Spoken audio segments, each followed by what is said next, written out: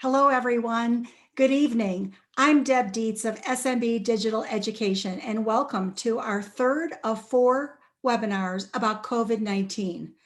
Today, we'll be sharing details and answering your questions about isolation and anxiety. If you haven't registered for our last COVID webinar, which is on March 10th, and the topic is vaccines, yes or no, please do so, and I'll share the link at the end of our webinar. We will also have a question and answer session at the end of Pam's presentation, so please write your questions by clicking on the questions tab on your Zoom bar. We're also streaming live this evening on Facebook, so feel free to text your family and friends and let them know to watch us on our Facebook page, which is Raising Confident Parents. You're certainly welcome to take notes, but we are also recording this webinar and you will receive the replay in the next day or two. But now I'd like to introduce our pregnancy and infant care expert, Pam Jones.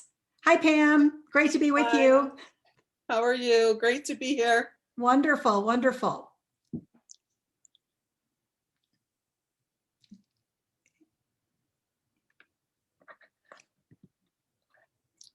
So this is not a topic that we took lightly to talk about. I'm certainly not an expert. I'm not a psychologist, but I really thought it was important that we talk about the effects that the last year has had on all of us in different ways. We've all been affected one way or another. I don't think there's anybody out there that can say they haven't been stressed or worried and had some anxiety about what the answers are to all the unknown questions. So this information is not for me directly.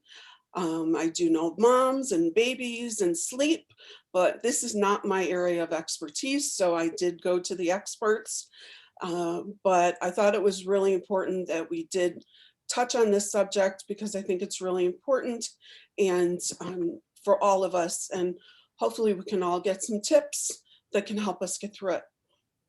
Wonderful, wonderful. Well, thank you, Pam, again. And then take us to the next slide, if you will. And it gives me great pleasure to introduce Pam. So and ask her to forward. And here she is, Pam Jones. Pam's a registered nurse. She's been one for over 25 years. Her specialty is in maternal child health and parent education.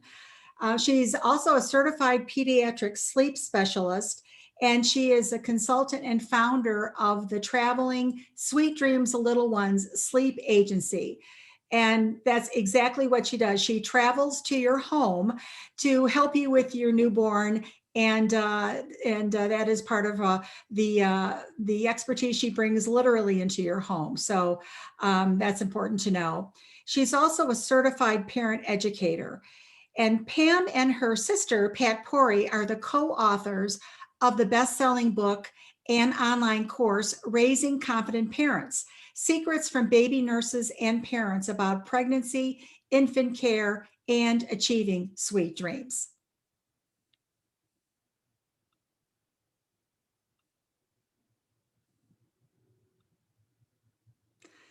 So the COVID-19 pandemic has had a major effect on our lives, right? Many of us are facing challenges that can be stressful, overwhelming, and cause very strong emotions for both adults and children. The public health actions such as social distancing are necessary to reduce the spread of the disease, but they can make us feel isolated and lonely and can increase stress and anxiety.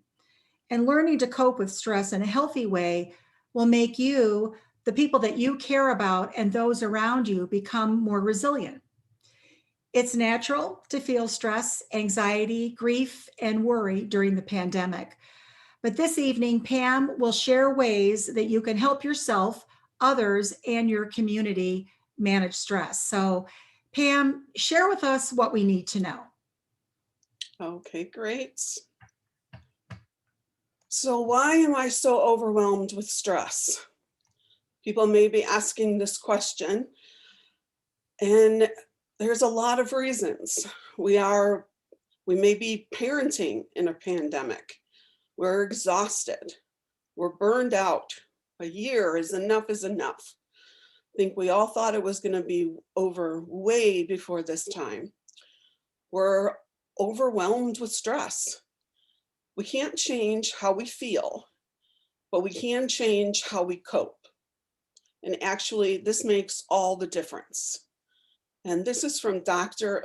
Becky Kennedy. She's a psychologist and parent consultant and the Bum Club and Beyond resident expert. She has some really great information about talking to kids on her website and her Instagram also. What you have to remember and try and remind yourself every day is you're not alone. In most situations, we all think, I'm the only one going through this. I'm the only one that feels this way.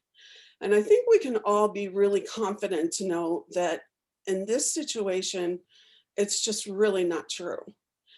You'd probably be alone if you were the only one that wasn't worried about something during this pandemic. So the COVID-19 pandemic has been associated with mental health challenges related to the morbidity and mortality caused by the disease and the impact of physical distancing and stay-at-home orders. As the coronavirus pandemic rapidly sweeps across the world, it is introducing a considerable degree of fear, worry, and concern in the population at large and among certain groups in particular, such as older adults, care providers, and people with underlying health conditions. Symptoms of anxiety disorder and depressive disorder increased considerably in the United States during April to June of 2020, compared to the same period in 2019. Stress caused by COVID-19. The COVID-19 pandemic has had a major effect on our lives. Many of us are facing challenges that can be stressful, overwhelming, and cause strong emotions in adults and children. Public health actions such as social distancing are necessary to reduce the spread of COVID-19, but they can make us feel isolated and lonely and can increase stress and anxiety. In public mental health terms, the main psychological impact to date is elevated rates of stress and anxiety. But as new measures and impacts are introduced, especially quarantine and its effects on many people's usual activities, routines, or livelihoods, levels of loneliness, depression, harmful alcohol and drug use, and self-harm or suicidal behavior are also expected to rise. Learning to cope with stress in a healthy way will make you, the people you care about, and those around you become more resilient. Symptoms of increased stress: feelings of fear, anger, sadness, worry, numbness, or frustration, changes in appetite, energy, desires, and interests, difficulty concentrating and making decisions, difficulty sleeping or nightmares, physical reactions such as headaches, body pains, stomach problems, and skin rashes, worsening or chronic health problems, worsening of mental health conditions, increased use of tobacco, alcohol, and other substances. Healthy ways to cope with stress. Take breaks from watching, reading, or listening to news stories, including those on social media.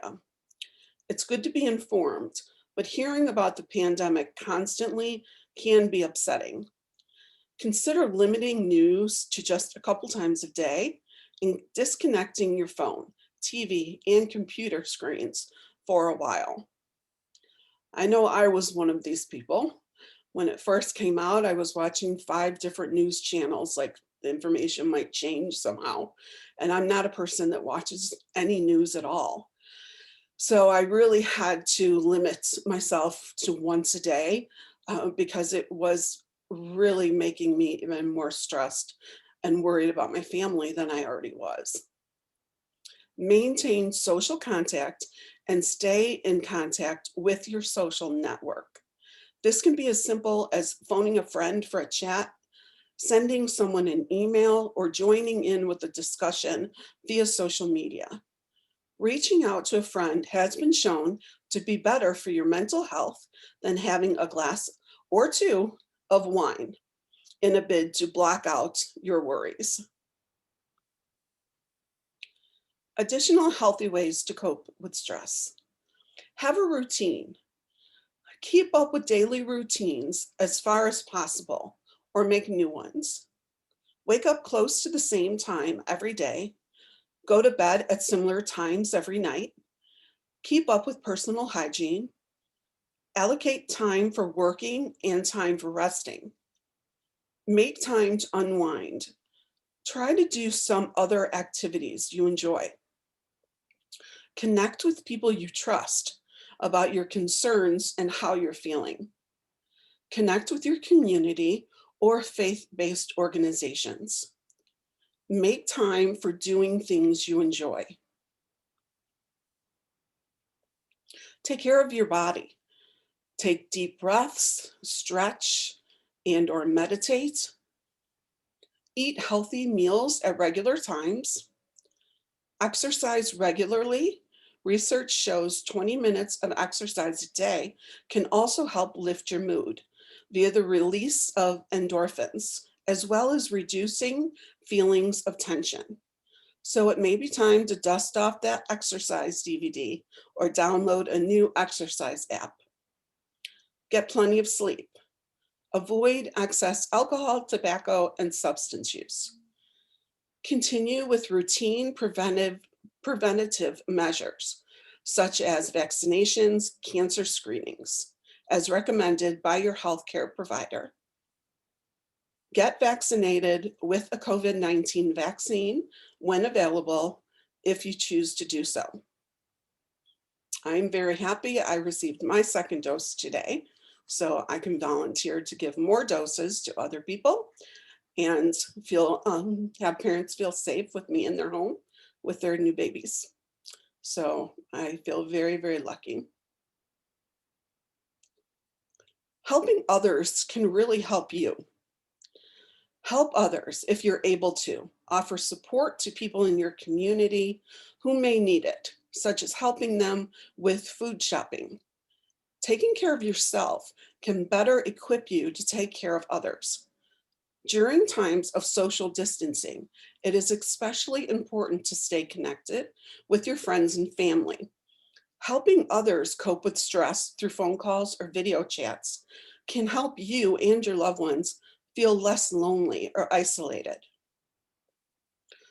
Support health workers.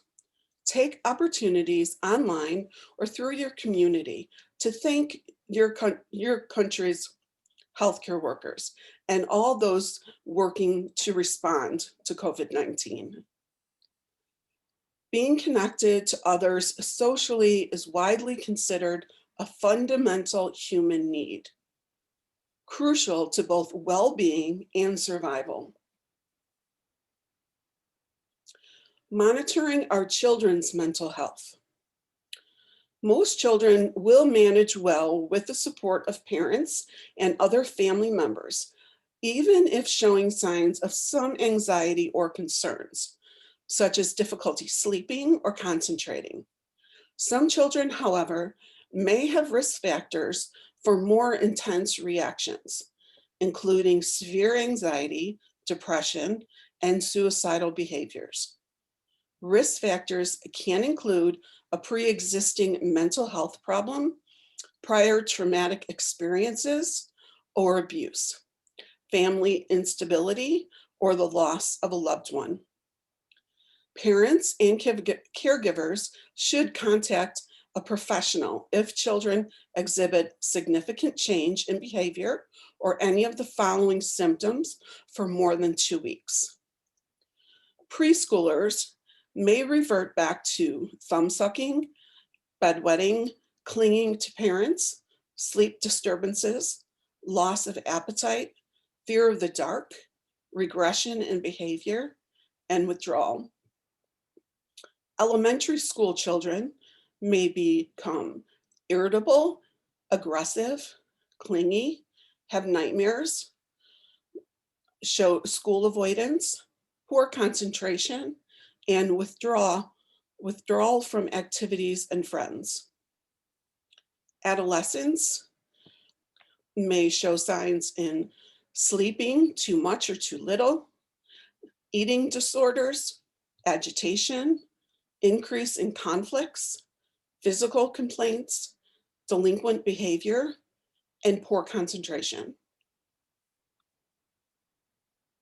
Give age-appropriate explanations. This is an important question because everybody's kind of wondering, how do we talk to our kids about this? Should we just pretend everything's okay and there's nothing going on? But no, we shouldn't. We need to really talk to them in age-appropriate explanations that they can really understand. Early elementary school children provide brief, simple information that balances COVID-19 facts with appropriate reassurances that adults are there to help keep them healthy and to take care of them if they do get sick. Give simple examples of the steps people make every day to stop germs and stay healthy, such as washing hands. Use language such as adults are working hard to keep you safe. Explain simple safety steps. Tell your child this disease spreads between people who are in close contact with one another when an infected person coughs or sneezes, or when one touches infected objects or surfaces. Upper elementary and early middle school children, this age group often is more vocal in asking questions about whether they indeed are safe and what will happen if COVID-19 spreads in their area. They may need assistance separating reality from rumor and fantasy. Discuss the efforts national, state, and community leaders are doing to prevent germs from spreading. Upper, middle, and high school students, issues can be discussed in more depth. Refer them to appropriate sources of COVID-19 facts. Provide honest, accurate, and factual information about the current status of COVID-19. Engage them in decision making about family plans, scheduling, and helping with chores at home. Children always feel like they have more sense of security when they have some sense of control and when they feel like they can help, especially at this age. For all children, encourage them to verbalize their thoughts and feelings. Be a good listener.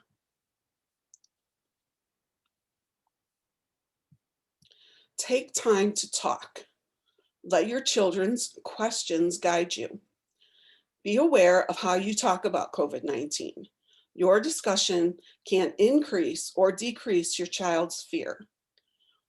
If true, remind your child that your family is healthy and you are going to do everything within your power to keep your loved ones safe and well.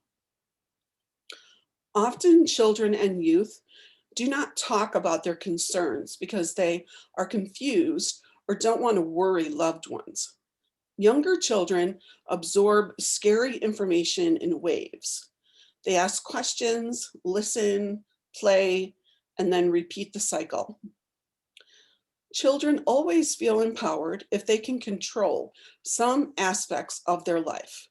A sense of control reduces fear. Explain social distancing. Children probably won't fully understand why parents or guardians aren't allowing them to be with their friends. Tell your child that your family is following the guidelines from their doctors to keep them healthy. Correct misinformation. Children often imagine situations worse than reality. Therefore, offering developmentally appropriate facts can reduce fears. How can we help our children during this pandemic? Try to be a role model. Children will react to and follow your reactions. Maintain familiar routines as much as possible or create new ones, especially if you must stay at home. Support your children with at-home learning and make sure time is set aside for play. Help children find positive ways to express feelings, such as fear and sadness. Sometimes engaging in a creative activity, such as playing or drawing, can help you with this process. Help children stay in contact with friends and family members through telephone and online channels. Make sure that your children have time away from screens every day and spend time doing offline activities together. Do something creative, draw a picture, write a poem, build something, bake a cake, sing or dance, or play in the garden if you have one. Encourage your child to help others. This could include writing letters or drawing pictures for neighbors home alone, or bring food or desserts to healthcare workers or the fire or police department. Let them feel like they are doing something really important for the people that are helping others. Here are some stress soothing techniques for children's anxiety. When kids are anxious or stressed, these techniques can help them relax and regain their sense of control. Practice these strategies to help discover what works best for your child. Take a few deep breaths. When people are feeling anxious or tense, they naturally tend to take rapid, shallow breaths. The simple act of breathing slowly and deeply can reduce feelings of stress. So teach them how to do that with you. Have them relax from head to toe with you, taking deep breathing to the next level. When you're at home or somewhere place else where you and your child can relax, suggest that your child lay down and follow your movements. Put one hand on your stomach and the other on your chest. Have your child do the same. Both of you close your eyes and relax your muscles. Tell your child to breathe slowly and deeply and imagine the tension escaping each part of their body. Name them as it leaves. Take a mental vacation. Help your child visualize a relaxing place. With closed eyes, it helps for your child to picture a favorite destination, like a beach. Ask your child to think about the sounds and smells of this place. Then help your child imagine the sounds of the waves crashing, the scent of the salt in the air, or other sensory details related to this favorite spot. Hold tight. When children feel that they're under pressure, they tense up physically. Gripping a squeeze ball can help your child release that tension. So can squishing modeling clay or hugging a stuffed animal. These actions also encourage a shift in focus from whatever's causing the anxiety to a new activity for the child. Get moving. Exercise can be a great way to channel nervous energy. Plus, it releases feel-good endorphins that boost your child's mood. Suggest that your child hop up and down 10 times, do 3 laps around the yard or playground, or whatever works best wherever you happen to be at the time. Think positive. To help your child deal with anxiety when faced with a challenge, teach them strategies for replacing negative thoughts with positive ones. Brainstorm together to come up with empowering phrases or mantras your child can think or say, as in, I am safe or we are well, are some good choices. Crank the tunes. Listening to music can diffuse tension in a variety of ways.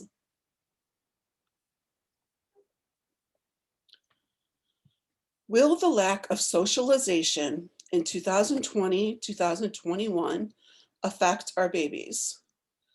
I know that this is a question a lot of moms have and grandmas, including myself. I have a 1-year-old grandson that was born in January and has had very little socialization except for parents and grandparents. So I was really worried about his lack of socialization with other babies his age, going different places. So this was really interesting for me to research. I think that this is something a lot of parents, and even myself as a grandparent, is worried about. My granddaughter is 7 and we took her everywhere, and she was very socialized with other babies and children her age. Now my grandson is 1 and he has been consistently only around the same 5 people and only in his own home, aside from going for daily walks and playing outside with his sister. Myself and his parents were worried about how this could affect his socialization skills. So I did some research. Dr. Sherry Madigan, psychologist, an expert in child development, and an associate professor of psychology at the University of Calgary, answered these parent questions. Question: first of all, should we be so worried about our baby's social skills? Her answer: it's true that we don't know the long-term effects yet, but no, I wouldn't be too worried. Learning happens in the context of relationships. For babies and even children up to age 3, the most important primary social interactions they have are with their caregivers. That's where they're going to learn the most about social skills. Parents model how to engage in social interactions. Most children then take those learned skills and apply them to their social interactions with other children, caregivers, and teachers later on in their lives. So a 6-month-old baby doesn't need to interact with another 6-month-old baby to learn how to be social. They'll learn those skills by interacting with parents and siblings. So how can we be sure we're doing a good job of teaching our kids how to be socially interactive at home? The best way to do this is to simply tune into your baby's cues and signals.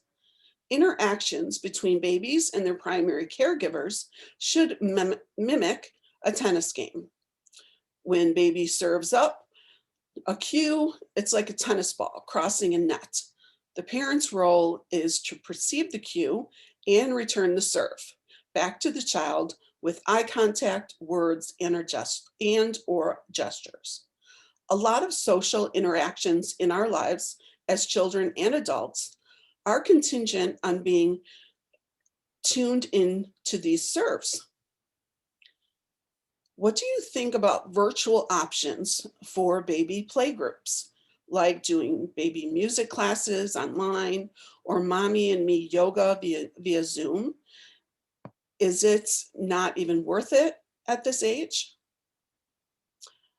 Her answer: I would say there is less direct benefit of virtual classes for young children, but these groups can be very helpful for parents to feel socially connected. And that's really important because when many of our usual supports are not directly available to us.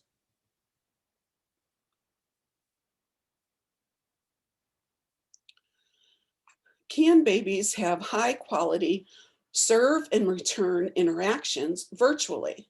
like talking to grandma on FaceTime or showing their cousin their toy via Snapchat videos. Is there any way to ensure screen time is beneficial to them? Her response, the key to making screen time interactions beneficial for children is to ask your family members to follow the child's lead and make the interactions as reciprocal as possible. Repeating sounds back to them exposes them to language. So the more words they hear, the more they learn. For example, a family member could do a Zoom and read them a book. Also, they could go on Zoom and have the same snack together. What about my baby seeing all these people with masks on? With masks on, children will miss out on some gestures like smiling, but we can still respond to most of their cues through words, eye contact, and enthusiasm. We can also take extra care to follow their cues and respond accordingly. When do babies and toddlers ordinarily start to actively engage with other children? At this age, most peer-to-peer social interaction is parallel play. For example, most children under 3 will play beside another child and might be interested in what they're doing, but their play isn't interactive per se, as each child is largely absorbed with their own toys. This type of play still allows children to learn about social interaction because they are watching and learning from their peers. At age 3, they start to become a little more active in social interchanges during play with their peers. When should parents become concerned about an apparent lack of social skills in kids? By 14 months, children should engage in what's called joint or shared attention. Joint attention includes more subtle social interactive cues, like pointing or gazing towards something the caregiver points to. Joint attention is one way children engage with others and share experiences. If by 15 months your child is not showing joint attention, she recommends seeking support and guidance from your family physician. Moms going back to work stress. When schools shut down last spring, parents, mostly mothers, began frantically sharing lists, color-coded schedules, lesson plans, and links to educational activities to keep children occupied and stimulated. It was an immediate acknowledgement that help was not on the way. They knew it would be up to them alone to figure out how to do at least 3 full-time jobs at once: parent, teacher, and the job that they were paid to do. They were right. Help, for the most part, never arrived.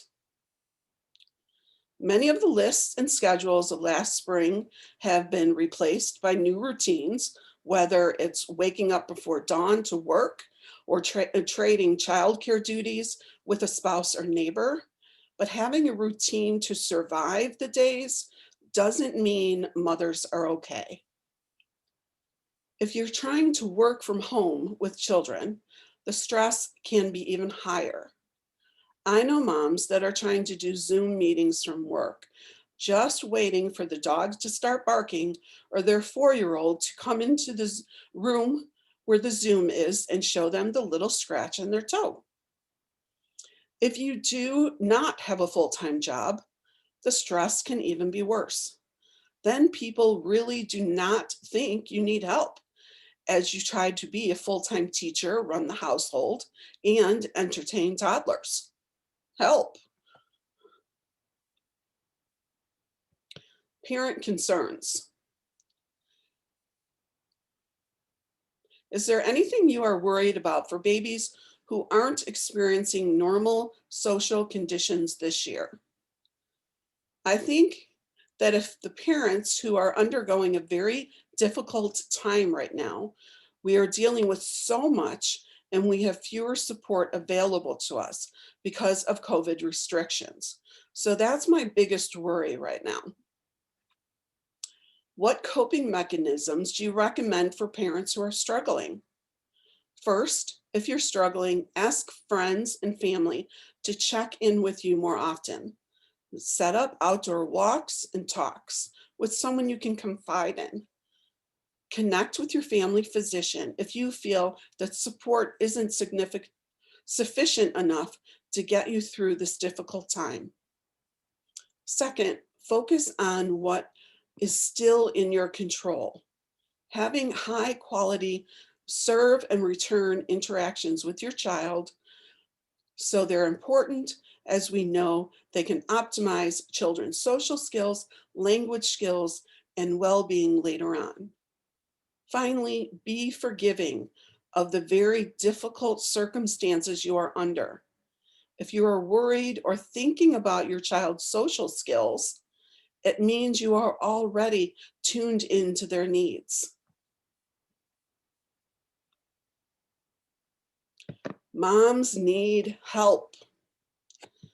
Nearly a year later, mothers need support more than ever in the form of government policies, employer assistance, or closer to home, partners who share in more of the work.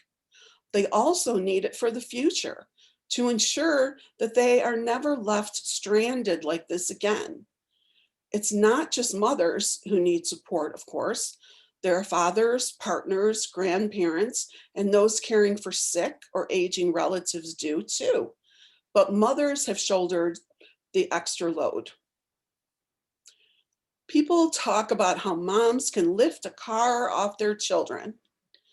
But even though you can do it, it doesn't mean you didn't do damage to your body when lifting the car, says Betsy Stevenson, an economist at University of Michigan, who advises policymakers on issues affecting women and families. 2020. 2020 was like lifting a car off your kids. 2021 is going to have to be, how are these women able to heal? Along with the ever popular mommy guilt, which we all have had enough of before the pandemic, this pandemic has given us more things to do and worry about. It has left more moms feeling guilty that they cannot be 100% for everyone and everything. Moms, just because you can lift a car does not mean you should expect yourselves to do it every day and with a smile. Give yourself a break and be kind to yourself. We are all doing the best we can, and that is enough. How can employers help moms? Offer part-time schedules or unpaid leaves. In the United States, it's unusual for employers to offer part-time schedules, and they pay disproportionately less than a full-time schedule. But European countries with laws requiring that workers be able to go part-time have been better able to keep women in the workforce. Pay for childcare.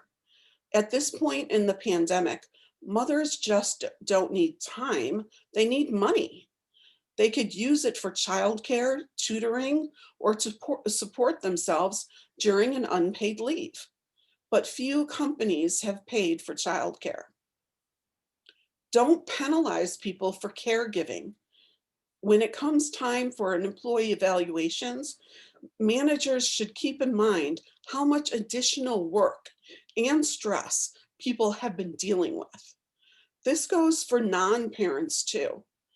Additionally, hiring managers should not discard resumes with pandemic era gaps and consider rehiring the employees who left for caregiving reasons. Don't go back to the normal office life. Long hours of FaceTime and unpredictable schedules hurt parents and others even before the crisis. A lesson of this period has been discovering that people are happier, healthier, and more productive when they have control over where and when they work, especially parents. There are benefits to the offices, but employers could adopt hybrid schedules, allowing people to work some days at home and some days at the office. How can we all help? Women have always done more for the childcare and housework. They've always done more of the invisible labor, particularly when it comes to worrying about and planning for their children's health and education. But the pandemic has made it undeniably that raising children is and always has been a community endeavor, and mothers need their communities now more than ever. We are only going to survive this by recruiting non-mothers to our cause, said Catherine Goldstein, creator and host of the Double Shift podcast about a new generation of working mothers. The people most burdened at the moment can't always even stop and figure out what they need. Men or partners, do your part. While mothers, fathers, and partners have all increased the amount of time they spend on childcare during the pandemic, the share they each do hasn't changed at all very much. There are concrete ways men could do more.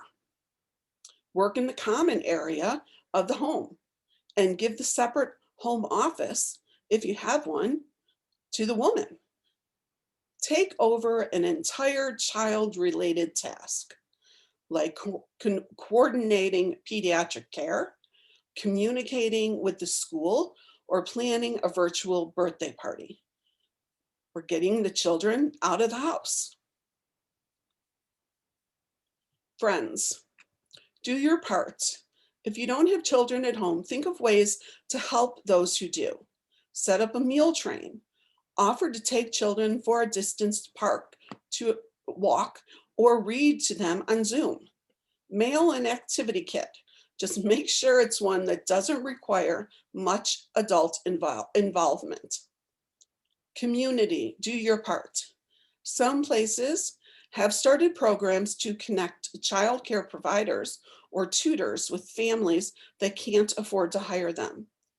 Local governments could also help parents by creating more family activities outdoors where it's safer, designating pedestrian streets, keeping playgrounds open, or hosting library story time or gymnastic classes in parks. When it's all over, give mothers a break. Mothers have heard the reminders to make time for yourselves, but it's laughable, impossible for most mothers to get enough of respite right now. And as Professor Stevenson said, there's no bath that can do it. Perhaps a post-pandemic government-funded spa week for mothers is too much to ask, but in a post-COVID world, mothers would also benefit from a night in an empty house, a connection with a good therapist, or a child-free day off with friends.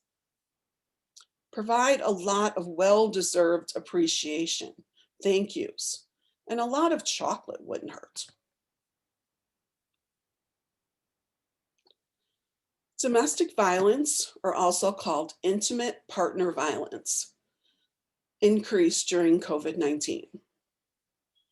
Physical abuse is the most easily understood form of intimate partner violence, and it's often thought to occur between people in romantic or sexual relationships.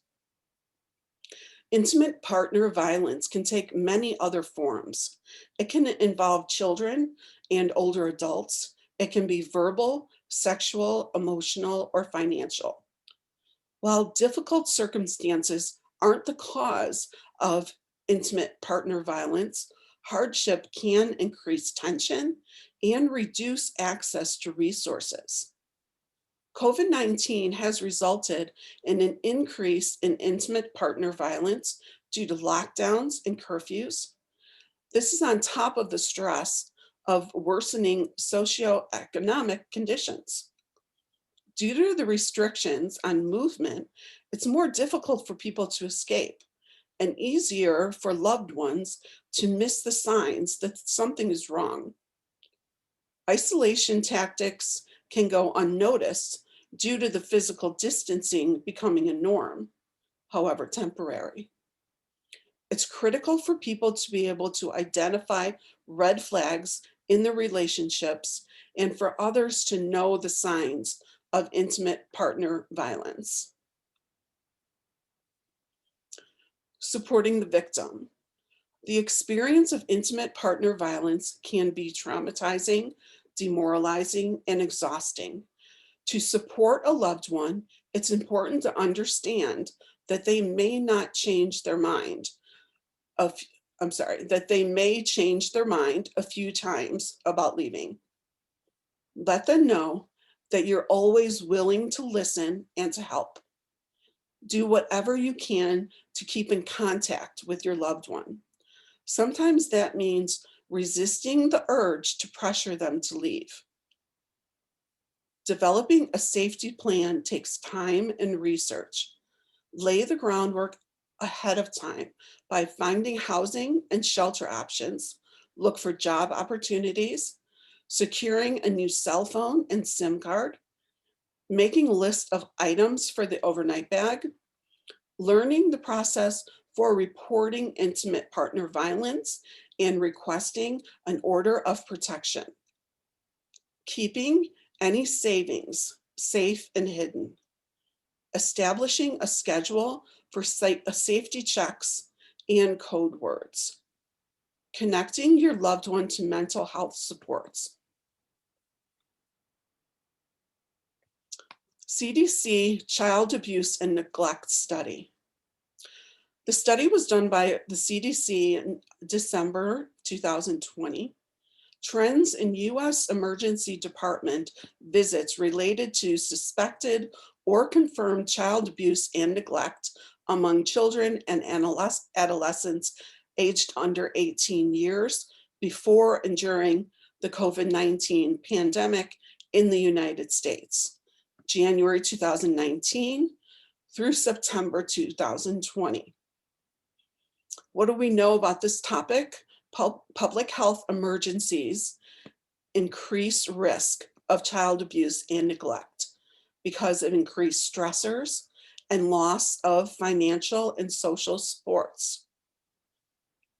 During the COVID-19 pandemic, the total number of emergency department visits related to child abuse and neglect decreased, but the percentage of such visits resulting in hospitalizations increased compared to 2019. What is the worry with that statement is that people are not bringing their children to the emergency room as often until they may need to be hospitalized. People are not being seen by their teachers if they're in-home learning or by other loved ones, and the child may be more isolated and not being brought to the emergency room until there has to be a hospitalization. The pandemic has affected healthcare, seeking patterns for child abuse and neglect, raising concerns that victims might not have received care and that severity of injuries remain stable or worsened. Implementation of strategies to prevent child abuse and neglect is important, particularly during public health emergencies. Mental health crisis helplines. We do have help. You're not alone. If you or someone you know are struggling to cope, there are many ways to get help. Call your healthcare provider if stress gets in the way of your daily activities for several days in a row, connect with a skilled, trained counselor in your area. During times of extreme stress, people may have thoughts of suicide. Suicide is preventable and help is available. If you are in crisis, get immediate help, call 911 or National Suicide Prevention Lifeline. Additional help available. If you or anyone you know is suffering from abuse, please reach out for help. If you know or suspect child abuse or neglect, please call the numbers below. National Domestic Violence Hotline, National Child Abuse Hotline, National Sexual Assault Hotline, Veterans Crisis Line, Disaster Distress Helpline, the Elderly Care Local.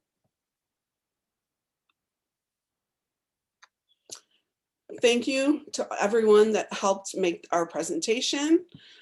Pat Pori, my sister and business partner, certified postpartum doula, licensed professional counselor, best-selling author, and online course creator. The CDC for their up-to-date recommendations. The National Association of School Psychologists, 2020. The National Association of School Nurses. Dr. Becky Kennedy, clinical psychologist and parent consultant. Bump Club and Beyond is the premier parenting resource, influencer, and community that works with brands and retailers to reach and engage parents with authentic programming and content. The New York Times, Moms Going Back to Work Stress, Claire Kane Miller. The World Health Organization. Excellent. Pam, thank you so much for such great information and letting us know all the resources that are available. So really appreciate that. We're going to move now into our question and answer session. And before we do that, and to give everybody a chance to type their questions in, we just wanted to provide some contact information. And this is Pam's contact information. So her company is Sweet Dreams Little Ones. And her email address is pam@sweetdreamslittleones.com. And we also invite you to like and follow us on Facebook. Our Facebook page is Raising Confident Parents. So please like and follow us and get all of our updated information. And also we invite you to join us on your parenting journey. Learn what to expect during your pregnancy, how to prepare for your delivery, and what to do once the new baby comes home. With our online course and community, you can get information on the online course at smbdigital.edu.com/RCP. And Pam's going to take just a couple of minutes to talk a little bit about her course. So because babies don't come home with a manual, we thought we'd write one. Lots of people have asked us to write down all the information and experience that we've had over the years. So we started out by writing a book, and then the information grew out of the book. It was so large. So we put together with Deb a now 11, going on 12 modules for our online class. So a lot of information about moms and babies. So here's a look at just some of the courses that we put together in an easy to read, easy to follow class course. So module 1 is everything you need to know about pregnancy, from the first trimester to information about the workforce. We have baby's arrival at home, decisions, so much to do, checklists. Module 3, labor and delivery, different types of delivery, what things can help. We've got lots and lots of tips from this old postpartum nurse. In module 4, hospital stay, we have Again, lots of tips that can help your stay in the hospital be more comfortable.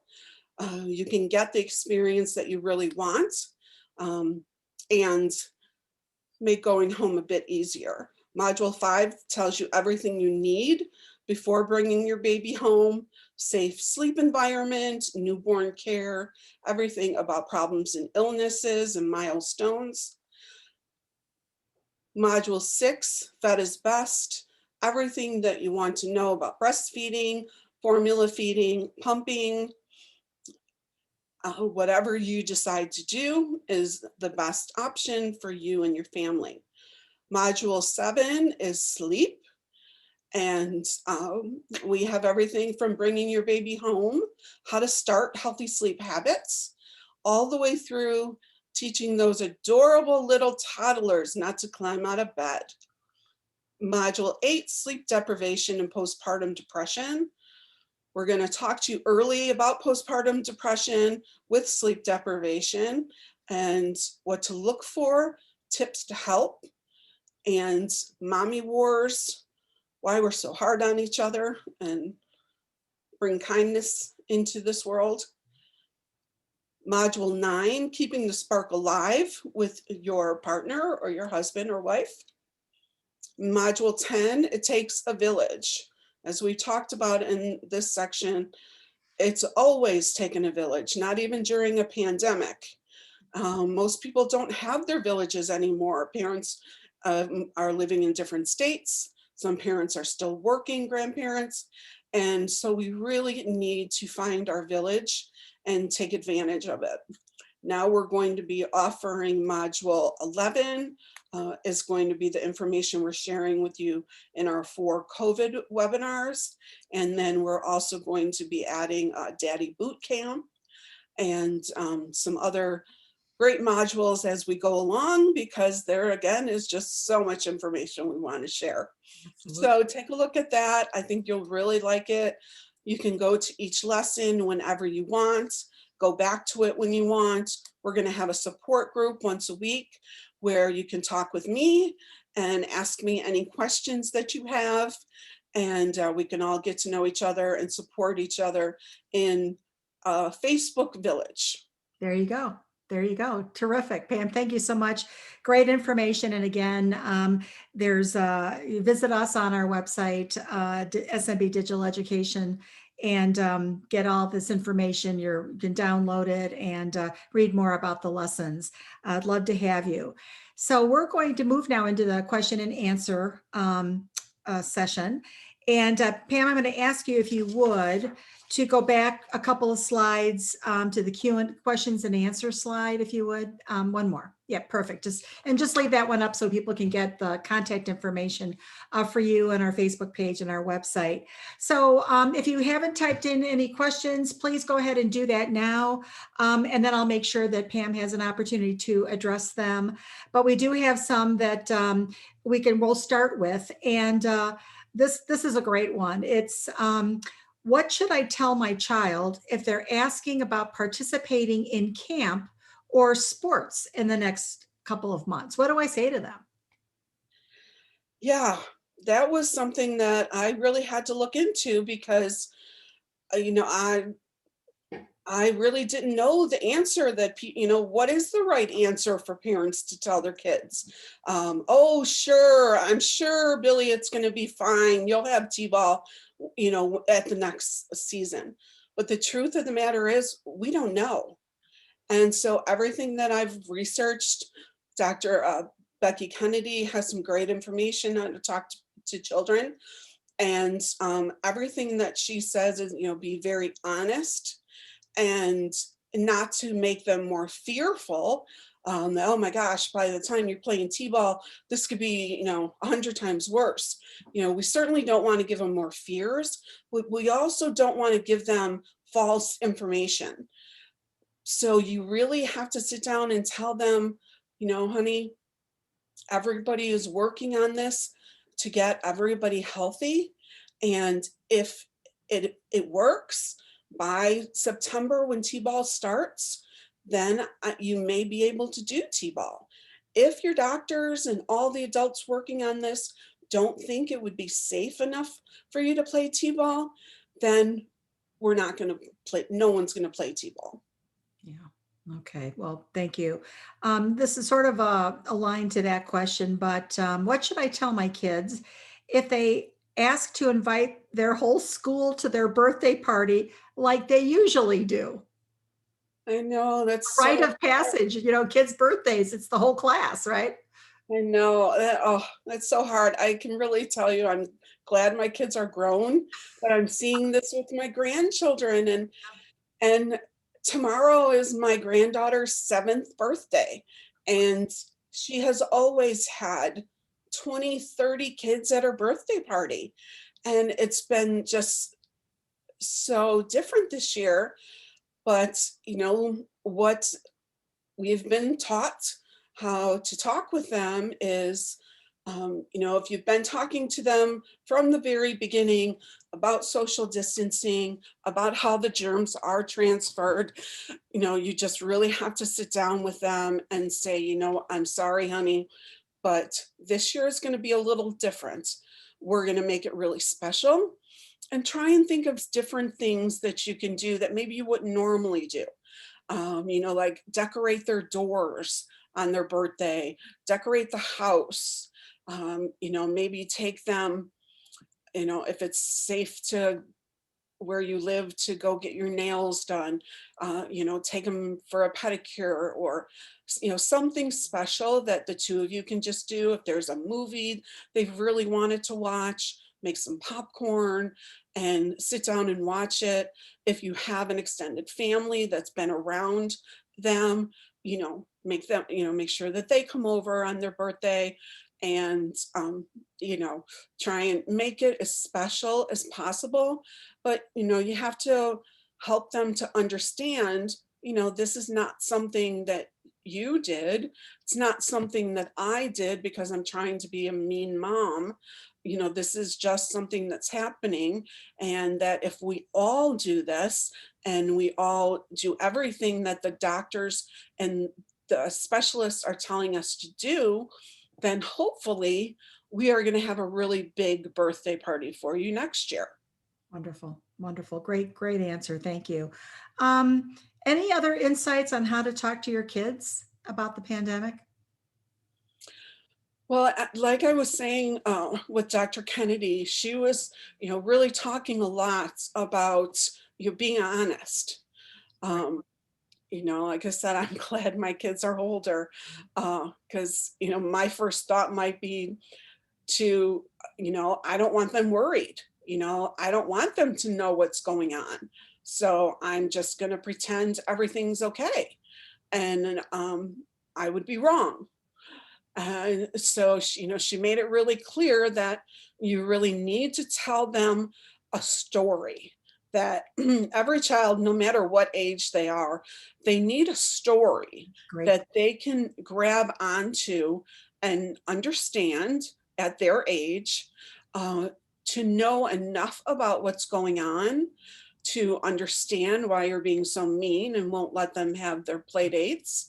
And um, just have it simple enough where, they know the reason why, and they know that people are working on fixing the problem, and with them wearing masks and washing their hands, and social distancing now, that they are part of the solution.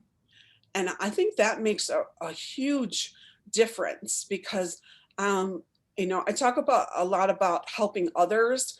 And, I feel like that is with anything. I agree. When myself, when I have found that I was struggling with something, if I was able to help somebody else, no matter how little it was, it always made me feel better. And I know children, if they feel like they're part of the solution, all these nurses and firemen and doctors and policemen, they are all the adults, that are working to help all these people. And so if they feel like they can do something nice for them, then they're kind of the hero. So I think that's really important. If they have neighbors that live alone, giving them just a picture, with sunshine or rainbow or something that'll be better, hopefully tomorrow or someday.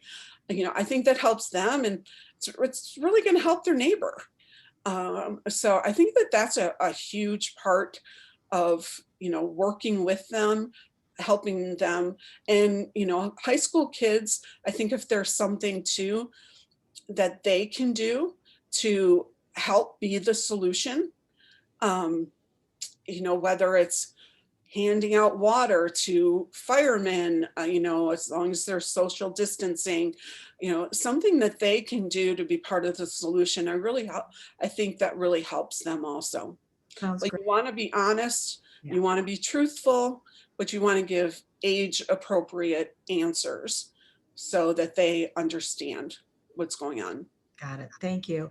Another question just came in that said, not sure if you answered this question because I had to walk away for a bit. I asked in the last webinar, Pam, if Pam had a resource to find virtual pregnancy groups, support groups.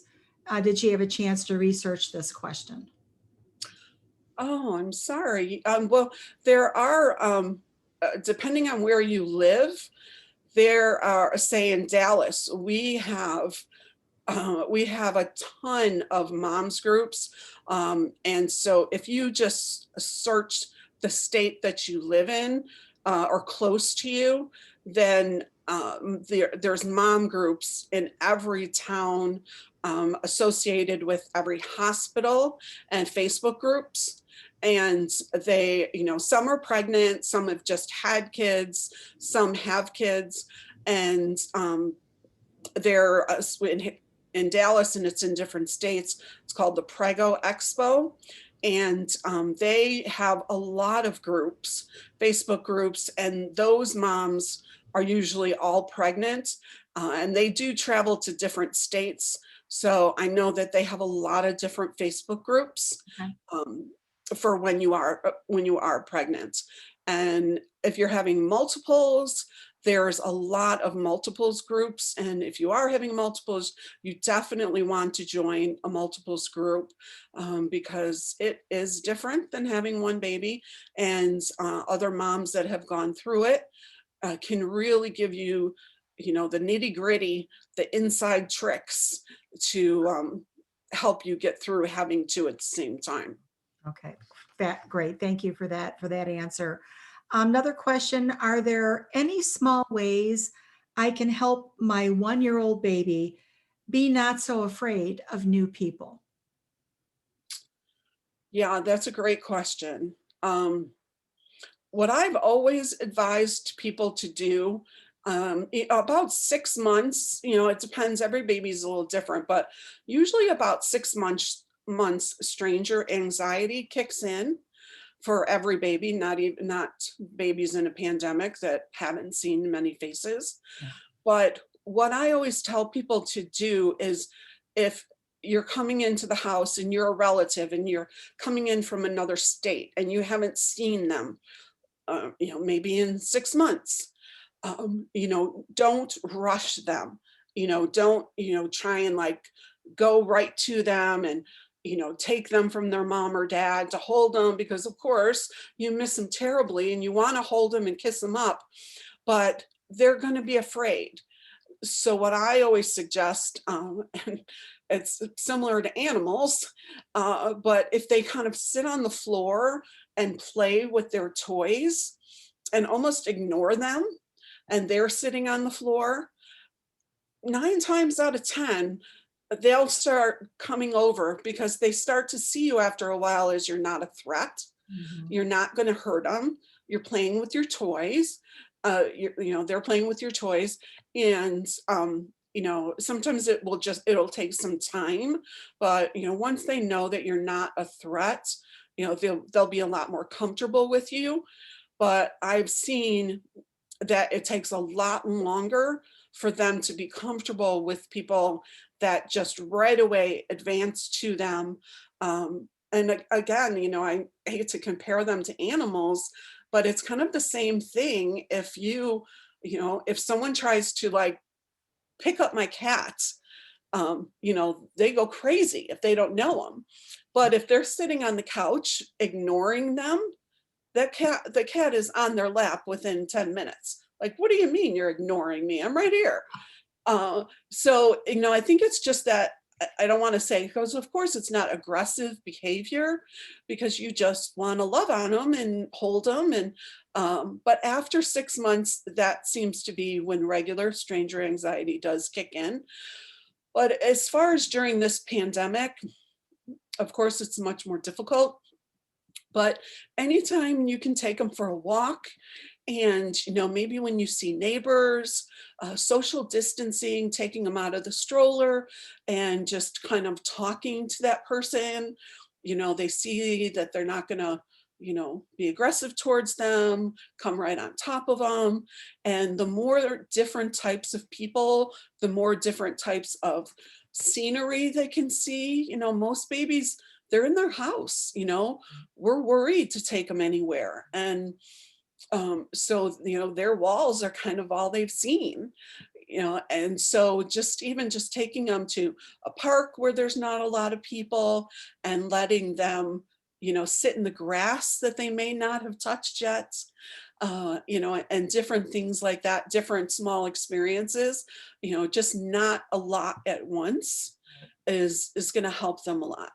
Terrific. Thank you. You made a comment earlier about how you weren't watching the news.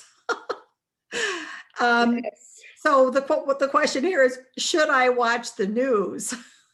It's very frightening. Good. Yes, you should watch the news. Um, Honestly, I have cut myself down to once a day, because I think in the beginning my family was going to come take my TVs and radios out of my house, because I'm not a daytime TV person ever. My TV never goes on during the day. I'm working, and I was obsessed. I'll be honest. I was obsessed with knowing everything, everything about COVID. My grandson was just born. I was so incredibly scared to death that I would somehow go to a grocery store and get sick and give it to them. That was my huge worry. I still, well, during the snowstorm here in Texas last week was the first time I went to a grocery store since February. So you could say I'm still on that spectrum of being a bit too worried, as my kids will say. But I was not going to take the chance that I was going to be the one to get that baby sick. Yeah. And if I knew I could do that, and my groceries have been delivered and it's fine. But now I have both of my vaccines, so I think I'll be more still practicing wearing a mask, social distancing, but I will feel a little bit better about going to the store. But I do think it's very important. And I mean, I have to be honest, it's embarrassing. But for the last 55 years, I'm now 56, I never watched the news. My daughter-in-law texted me that there was a tornado in the town next to me once, because she knew I wouldn't have the news on. It just wasn't something that I could watch. It just wasn't. Yeah. When this started, that changed. So yes, I absolutely think you need to be informed to a very reliable source. I know people don't believe it, but not everything on the web and Facebook is true. A reliable source compared to, I found great information on the CDC that didn't scare me to death every time I read it. But we're moving forward. Things thankfully are moving hopefully in the right direction, and we'll keep going that way. Mhm. And but I think it's definitely good to be informed, just not over informed. Got it. Got it. Great response. Thank you. And then this is a little bit about self-care. Um, I'm I've just been so stuck at home. I just feel so lonely. Is what can I do at home to feel better? I feel you. Yes. My cats are even sick of me being home. So I totally understand that. I've been very lucky that I've had my grandchildren and my son close, and that I've self-isolated so that I could spend time with them. And but still, it's not a lot of adult time. Time talking. I haven't been doing my usual, traveling and doing counseling and consulting in people's homes where I'm very used to talking to adults. And so it's been a very different year, and it has been lonely. And so a group, my sisters and some friends in Florida, we had set up a book club, and then like every 2 to 3 weeks, we would all get together on a Zoom call, and there might be 8 of us, Oh, great. and we talked about the book for about a minute, and then we were just catching up. um, my sister would do games online with her grandkids that lived in a different state. Fun. So I haven't played any, but there's some online Zoom games that you can play. And so they had a lot of fun doing that with a little bit older grandchildren. And again, my daughter she's in a different state than my granddaughter. So she was Zooming with her and reading her books Oh, that's wonderful. to, stay connected. So I think you really, social media even can, you can go down that rabbit hole and Mhm. just be sucked in by the social media. So I think it's more important to find, a small group during this time that you can really talk to about how you're feeling. You're not going to be judged. And, oh my gosh, you're a mother. You should be able to lift that car and then go out to dinner fully makeup.